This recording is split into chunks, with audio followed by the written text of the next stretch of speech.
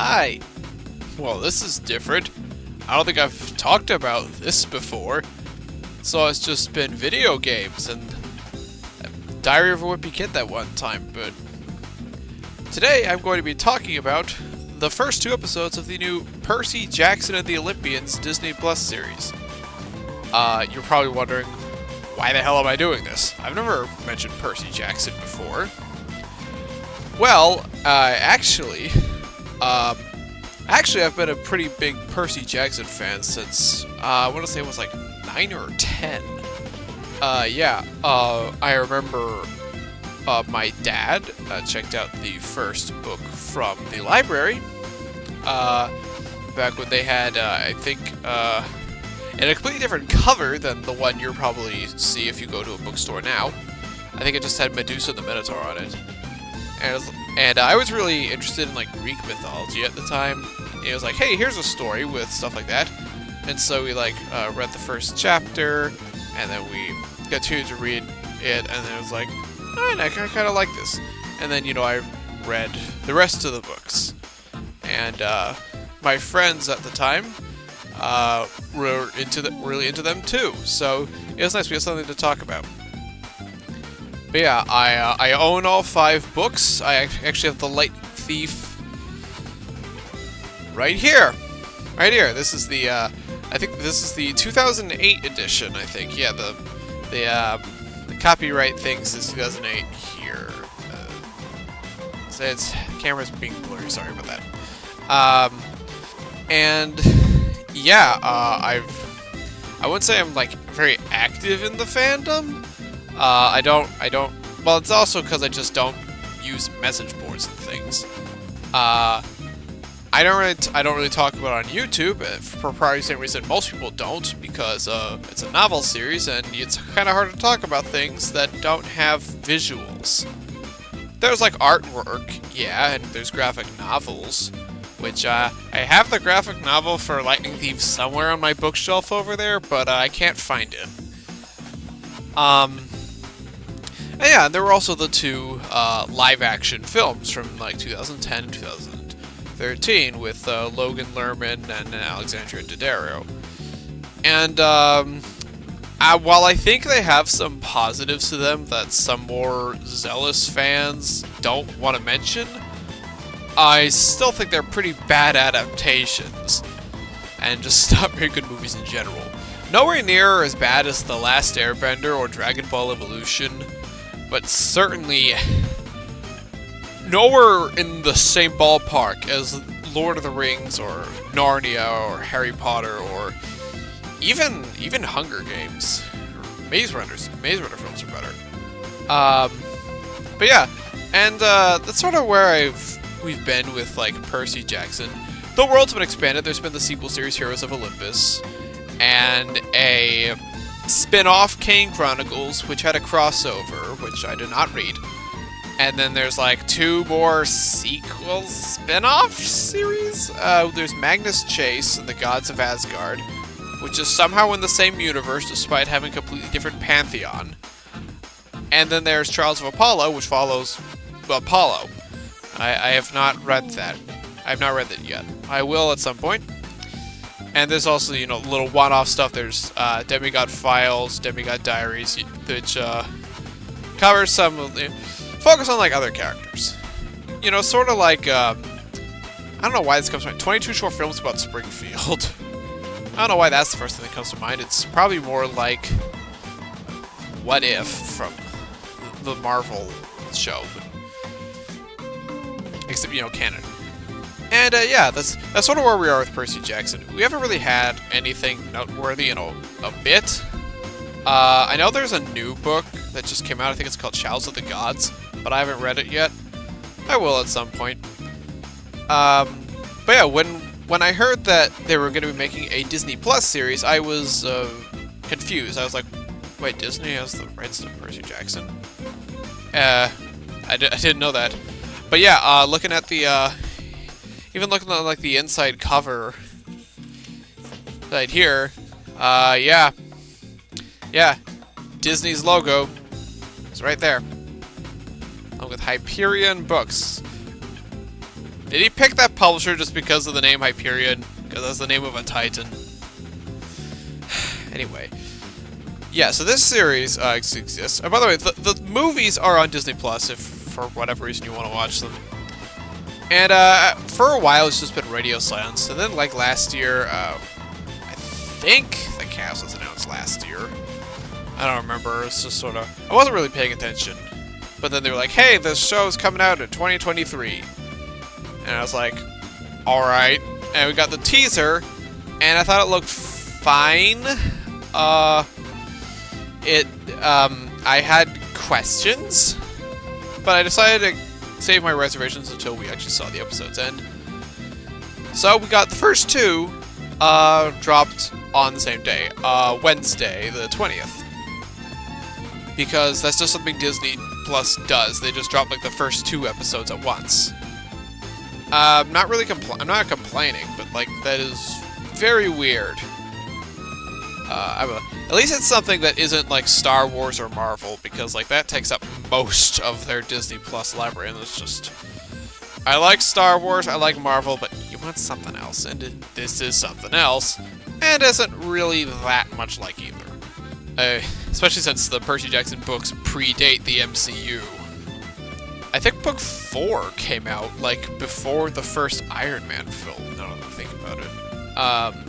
But anyway, I guess I'll just start with probably the first thing hardcore fans are gonna note and probably complain about, the cast.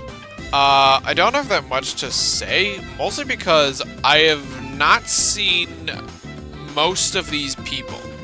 Like, I don't recognize any of these names. Like, I'm looking at the Wikipedia article right now on the cast. The only names I know are Lin-Manuel Miranda is Hermes, and the late Lance Reddick is Zeus. And those characters have not shown up yet, so I don't have anything to say on them yet. Obviously the main thing is that almost no one looks like how they're described in the book, or how, like, the multiple official arts have drawn them.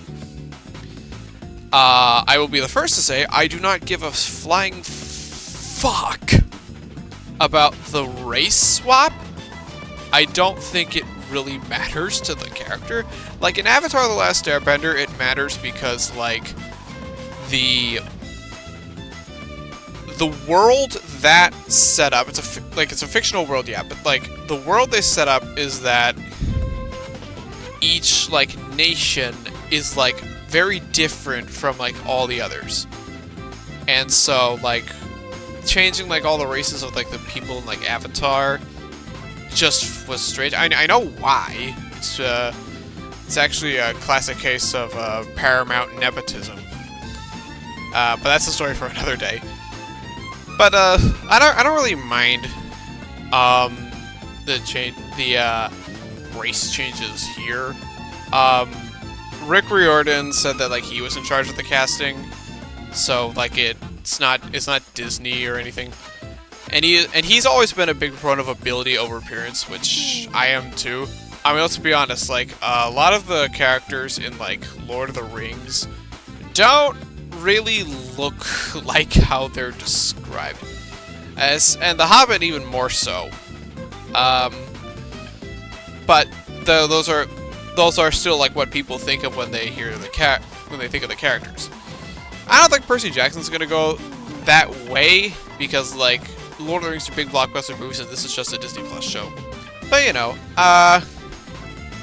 we're only 2 episodes in, and the only ones who've really gotten that much screen time are Percy, Grover, and Percy's mom, Sally. They're fine. I thought the kid who played Grover, his name is Aryan Simhadri, I think that's how you say it. Yeah, I thought he was good. Like, I thought he had like probably the most convincing line delivery of the kid actors so far. Not to say like Walker Scobell, who plays Percy, is bad. I think he's fine. His voice kind of sounds a little raspy sometimes, but that's really all I've noticed. That's fine. Virginia Cole as Sally Jackson is probably the closest to the original, like, the description, how she's described in the books.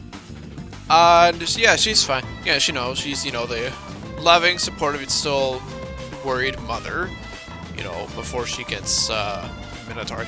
Oh, yeah, I should have mentioned this earlier. I am going to spoil parts of the episode, because, like, I'm making this assuming you read the book, and, like, being blunt here, this show is mostly beat for beat the original book. There are parts that are shortened, and there are some changes that I will bring up as we get to them, but this is almost like beat for beat the first 5 or so chapters. I mean, even, like, the episode names are literally the chapter's name. Like, the first episode is, I accidentally vaporized my pre-algebra teacher, which is the title of the first chapter from the book. So, on that note, might as well get to the plots. So yeah, Percy is 12 years old. He goes to Yancey Academy, which is like the, what is it, like the 6th school he's been kicked out of. It's like his 6th grade, he's been kicked out 6 times because of some things he sees. So one of the things that Percy saw, like, when he was younger, in, like, a flashback, was, like, an automaton rhino. And I know that is not in the book. I remember he talked about, like, you know, a creepy man stalking him who he was like, Percy's like, but I said this kid, like, this guy had one eye. And the adults are like, that's nice. So yeah, they changed that to, like, an automaton rhino, which I find interesting. But yeah, Percy is in, like, 6th grade. His best friend is Grover, and they're both, like, you know, they're, like, at the bottom of the food chain. Like, they're, you know, they're the ones being bullied, and, like, they're at the Metropolitan Museum of Art, and they're being bullied by a girl named Nancy Bobbitt. And Percy pushes her into a water fountain after he, like, can't take it anymore. It was kind of like a force push. Like, it looked kind of like a force push. Where it was like, yeah. In the book, we don't actually see what happens. It's just Percy, like, describes it as just this sort of, like, letting things loose, and, like, he doesn't even, like, really know what happened. And, like, he just, like, opens his eyes, and, like, Nancy's suddenly in the fountain. Obviously, he gets in trouble for it, and, he's mad at Grover because, Grover, isn't really sticking up for him. And, but yeah, after this happens, his algebra teacher, Mrs. Dodds, who I don't think does anything math in this episode. She gets more lines in the book. Like, I think she only has, like, 5 lines in this whole episode. She comes over and, like, she's, like, talking telepathically to him as she, like, transforms, like, into a monster. She's a Fury, one of Hades's enforcers, I guess. Yeah, there are 3 Furies. Like, they're sort of like, so in the underworld, the 3 Furies, like torture people in the fields of punishment. And she's here. We won't find out why until later. But yeah, she turns into that thing. No one seems to notice but Percy. And so she attacks him, and Percy takes out a ballpoint pen that his teacher, Mr. Brunner, gave him. And he takes out the cap of the pen and turns it into a sword called Riptide. And stabs her with it. And this whole scene is like 20 seconds. Which, yeah, was abrupt in the book. And even in the first film, too. But, like, I feel like... but yeah, that lasted a bit longer in the original thing. Here, it's, like, very short, and I thought that was kind of weird. And after he kills her, no one seems to remember her existence. Like, everyone just like, wait, who's Mrs. Dodds? And Percy is like, huh? And, big surprise, Percy's kicked out of his school for, you know, causing a disruption, you know, pushing a girl into a water fountain. And he goes into his stepfather, in, like, his apartment. His stepfather is Gabe Ugliano, which is like, that's an amazing name. I love that. Just Ugliano is like, that is such a fun name to say on. And, yeah, Gabe is a piece of shit. Less a piece of shit here than he was in the book. Because in the book, he was, like, completely, like, really abusive. Like, he was horrible. He's not, like, he's obviously nowhere near as bad as, like, the Fire Lord from Avatar. But he's still a piece of shit. He doesn't... yeah. So, but here he's just sort of like, he's playing virtual poker instead of like doing a work, and he acts like entitled to everything, and he's like, hey, give me a beer, and you know, that kind of shit. And Percy goes, meets with his mother, who is like also in the apartment, and after he tells her what happened, Sally is like, alright, we're going to go to our cabin in, like, Montauk, which I believe is... Yeah, it's on Long Island. Sorry, I've never been to Long Island. I've only ever been to, like, Manhattan. When it comes to, like, New York City. So they go to their cabin, and, like, they take, like, Gabe's car, which he's not happy about, but Sally's like, I'll bring you some beer and chips and stuff. And he was, no, it's a sandwich. Yeah, bring him a sandwich. And that's how they get his permission to, like, get in his car. So they go to Montauk, and it's storming outside, and, I think, is this where we get the first flashback? Yeah, I think this is where we get the first, no, this is where we get the first, like, dream sequence. So, a few times in these episodes, it'll just cut to black, and then smash cut to Percy, like, on a beach in what's clearly like a dream world, and you hear an icy voice, you know, like the Eye of Sauron. You go like, I see you. Like, he doesn't say it like that, but it's like, he doesn't say that, but it's basically the same thing. And so, like, Percy's like questioning his mom, like, what's all this about? And this is where we get our first big change from the book. So in the book, like, Sally's like about to tell Percy what's really going on, but then Grover interrupts them. Here, Sally just tells him that the Greek myth stuff is all real, and that his father is a god. And Percy's like, what the hell? Like, he obviously doesn't believe her. And then Grover, like, comes in, and Grover forgot his pants. And you see the goat legs underneath. And Percy's reaction is hilariously understated. He's just sort of like, Grover, why do you have a goat in your pants?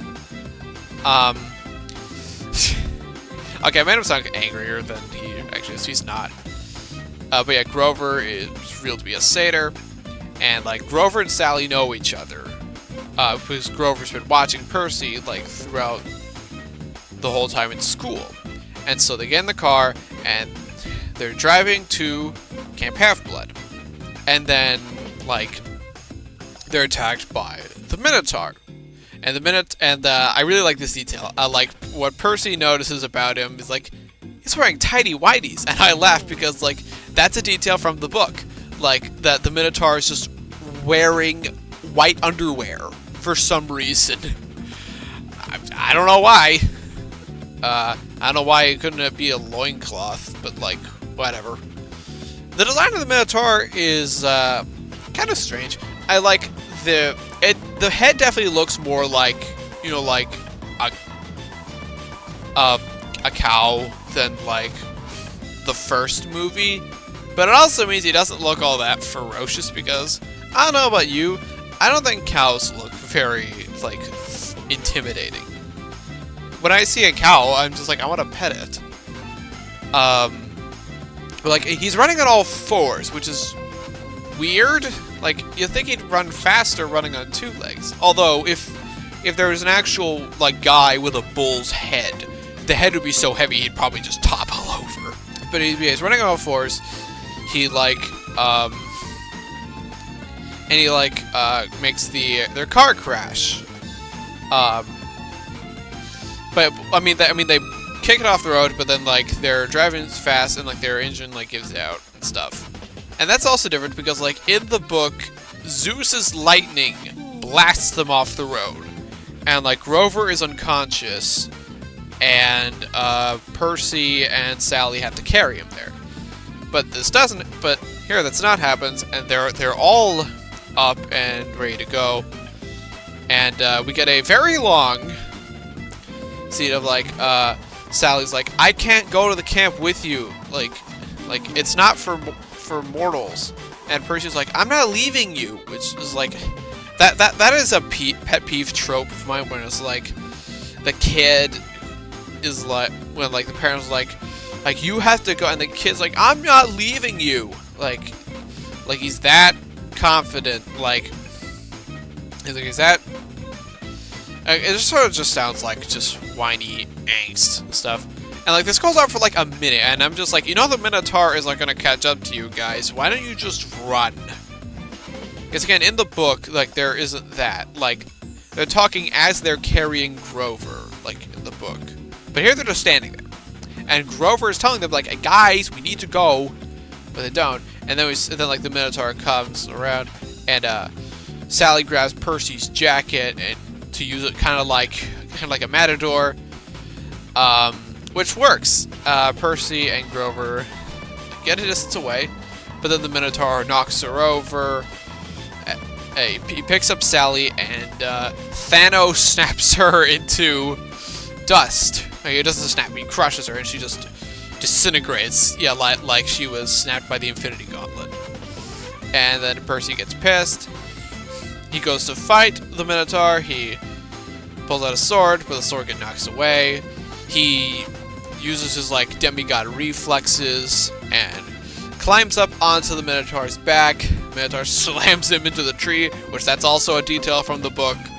And Percy like rips off the Minotaur's horn and stabs it in the head, and it dies and disintegrates into dust. Yeah, that's how monsters die. Yeah, they're like Thanos snapped. And Percy's unconscious, so I guess he falls unconscious, and so Grover, I guess, carries him to the camp. You know, what a good friend. And like he's well, still he's like kind of going in and out of sleep, and that's where he sees like Mr. Brunner. But Mr. Brunner is a centaur, and that's where the episode ends, which is how that chapter in the book ends. And so we go on to episode 2. I become the Supreme Lord of the Bathroom. Another title for the book. Although I don't know why it's called that, because like it's not that important. It's like a 30-second scene. But yeah, Percy wakes up. He's in the infirmary. Grover's there, and he gets up and he's like, "All right, if a god is my father, I'm gonna have to find him." And so he goes, and like shortly outside, he runs into Mr. D, or Dionysus. So I've been avoiding so I haven't really been talking about the performances like in the plot stuff, but I feel like I have to talk about Mr. D here. It's Jason Mantzoukas. I don't know how you say that. And like, so yeah, Mr. D is always supposed to be like this grumpy guy who doesn't give a fuck about like the demigods, because Zeus punished him or something by saying that he has to direct the camp for like 100 years. And so he's just mad, and he takes out his anger by just treating the campers like garbage. Well, he doesn't really do anything terrible to them, but he does like he calls them the wrong names. He calls Percy Peter Johnson, which says it right as Percy introduces himself in here. So that was funny. But like as I was saying, the way, I don't know if it's the actor or how he was directed, but Mr. D is like weird. He keeps like bugging his eyes out for like some reason, and he's like, he's like really over the top, and it just feels weird for a character who's supposed to just hate everything. Though I guess it's actually more accurate to the myth character, who is like a hammy guy. He's got, you know, god of wine and parties. So I guess it works on that level. But that was weird. And then that's when Mr. Brunner comes in, and yeah, he's a centaur. He's Chiron, and he is the other kind of head of the camp. I don't remember what Chiron's actual rank is, if he has one. But like everyone like treats him as the big one. I didn't mention him in the cat asked yet. But he's Glenn Turman plays him. He's another guy I have not seen, and he also looks pretty different to how he's described in the book. But I thought he had good gravitas. Like, I thought he carried the role pretty well, and the effects on the centaur body look pretty good. Yeah, the effects in general actually look pretty good for like the Disney Plus show. Like a lot of the Disney Plus shows, like some of the Star Wars and Marvel shows, don't look all that hot. Like sometimes the effects can look pretty bad, but like the effects in this show look all right. Like I didn't notice anything bad, and Chiron tells Percy all about the camp, like how there are the 12 cabins, and everyone is like centered. It's like the cabin that their godly parent claims them. Unclaimed campers stay in the Hermes cabin because he takes all. He is the god of travelers. And so Percy meets people in the Hermes cabin. Most importantly, the cabin head, Luke Castellan. He's another one who looks very different. Like in the book, he's a blonde, and he's he has a scar. Like that's kind of it. Here, he's Asian. But he does have the scar. It took me a bit to notice it though. Like if you look at like Anakin Skywalker in Revenge of the Sith, that scar is probably the first thing you notice when you look at his face. Here, it's sort of hard to see. Charlie Bushnell plays Luke, and I don't really have much to say on him, since so far all he's really done is just spout exposition, which is what Luke has done in the book to this point. So we're gonna see more of him later. Yeah, we're definitely more of him later. But right now he's just sort of the guy who catches Percy up on later stuff. And outside of the cabin, Percy meets the head of the Ares cabin, Clarice. Clarice is an interesting one, because like in the book, she's very tall, and she looks very fearsome. You know, she's like a fighter. She's a bully. Like here, Clarice is. Oh, she's taller than Percy, but that's because she's like 16, 17. Well, Percy's like 12. But she's still like way shorter than Luke. and like I wasn't really getting that much of an intimidation factor from her. And this episode is where she's going to be most relevant, because like I don't think she's in the rest of the story. But yeah, she's sort of like Percy's like kind of obstacle here. She gets developed in later books, especially books 2 and 4, and also 5. But here she's just sort of a one-dimensional bully character. She and her friends drag Percy into the bathroom, try to dip his head in the toilet because that's what bullies do. But Percy manages to use like his water powers to like blast the water from all the toilets out and blast Clarice and her friends. And it kind of looked like water. The way the water moved kind of looked like water bending, which I mean, I guess he is technically a waterbender. Lightning Thief and Avatar Book 1 came out the same year. I think they actually only came out like a couple weeks apart. So that's funny. But yeah, then he's introduced to Annabeth. And Annabeth's another one. Like, at this point of the story, she's really just kind of here for exposition. But she is like the series deuteragonist. So she is going to be in like every episode moving forward, and like she is like the second most important player next to Percy. Similar to Luke, I don't really have much to say on Leia Sava Jeffries' performance, since again she's just sort of delivering exposition. So far, she's like fine. I don't really see much of a like a super confident Brainiac yet, but maybe we'll see that in later episodes.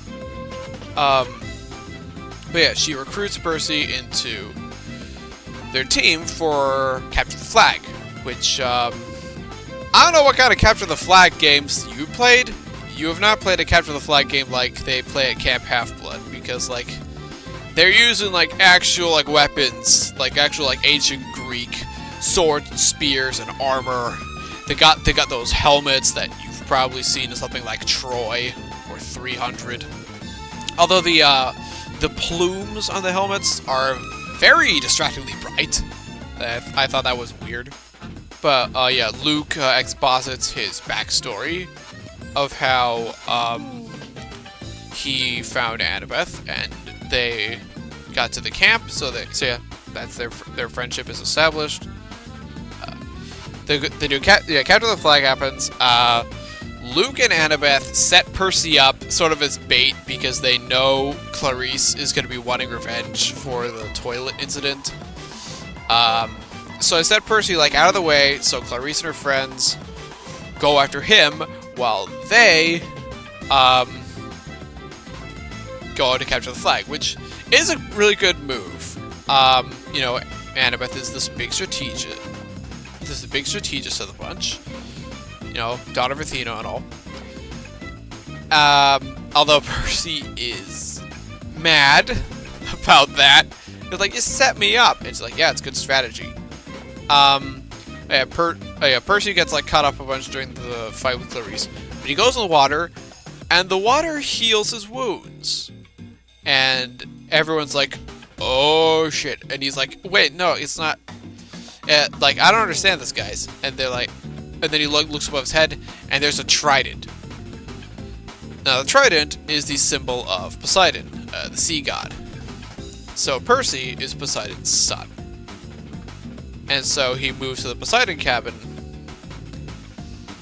and Chiron and Mr. D tell him that Zeus has accused him, you know, Zeus is the top god, Zeus has accused him of stealing his Master Bolt. Like, I don't know what. So apparently Zeus is like regular lightning bolts, but he also say master bolt. I don't know. That felt kind of weird. I guess that's like a prize trophy or something. That is the equivalent of a nuclear bomb. And if it's not returned within a week, then he will declare war on Poseidon.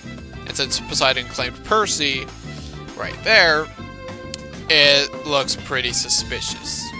Oh, something I failed to mention earlier is that earlier in the episode, Grover meets with a, I think it's a dryad, like a wood nymph, who she looks kind of like a cross between Groot and an Ent. I don't know. That look kind of weird. I don't know who she is. I don't know if she's Juniper, like Grover's love interest in book 3. I don't know if she's like his mom. This character doesn't really have a name, as far as I'm aware. But Grover goes to visit the Council of Cloven Elders, which does not make its debut until book 4. And I thought that was interesting. Like, he alludes to them in the earlier books, but we don't see them until later. Although that only lasts like a couple seconds before he goes to tell Chiron and Mr. D their stuff. But yes, Percy. Back to the main story. Percy is annoyed. He's like, I don't care. Like, it's like Poseidon's been ignoring me all my life. It's like I only care about my mom. Which is, fair enough. Like, Poseidon has been ignoring him his whole life, and like Sally's the one who's been doing everything for him. Then Grover comes up and says like, Sally is like alive because like, humans don't disintegrate. Like, she's being held prisoner by Hades. And because Chiron thinks that Hades is the one who really stole the lightning bolt somehow, they're like, great, now there's your motivation. And that's when the episode ends. So we have to wait another week for the next episode. So far, yeah, it's alright.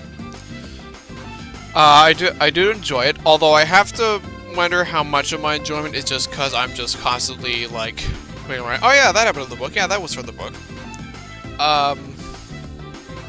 Because like, I'll be honest, the first part of the Lightning Thief is the weakest part. Like, it's just it's kind of slow. Like, you're just sort of being introduced to all these things. You have to like get people used to the idea that Greek myths can exist in this universe. Both the book and the show do have to make the distinction between gods, lowercase g, like, like the Olympians, and capital G God. Like, they have to make sure, like, that's not, this is totally different. And I know Mr. D in the book makes a Snyder mark about, like, oh, what will people in 1,000 years think of your science? Which, I guess, back, like, even, like, 200 years ago, like, people thought phrenology was a legitimate form of science, and as Smithers pointed out to Mr. Burns, phrenology was just Mr. Quackery 160 years ago. And that episode was 30 years ago. But yeah, this is a setup. So, next episode is when they're going to go on their quest, and is when they're going to meet their first really big obstacle. Especially since the title of the episode is We Visit the Garden Gnome Emporium. The kind of teaser after the credits literally says who it is, but I'm not going to say it because I want to talk about the character when we get to her. So yeah, that's kind of it. Oh, I guess I kind of want to talk about the music. I don't really remember much of it. I remember the credits theme is like a lot of string, like a lot of sorry. But yeah, kind of like that. Kind of like the start of the Avengers theme, but like the same notes, not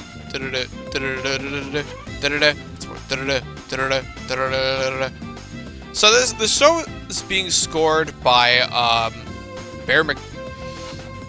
the theme song, which plays in the credits, is scored by Bear McCreary, who I guess that works. He did the music for the God of War reboot. And hold on, I'm looking at this. Did he do the? Yeah, no, just the reboot. He didn't do the originals. He did the score for Rings of Power, which is easily the best thing about that show. And it doesn't really sound. It just sort of sounds like just a regular like fantasy song. I kind of want it to sound more Greek, because like that would make it stand apart from like the zillion other stuff. I mean, if I had my way, I'd make the music sound like Kid Icarus Uprising. Which I'm probably playing music from that game in the background right now. But you know, Hollywood like won't take like anything that sounds actually different, because then that would be interesting.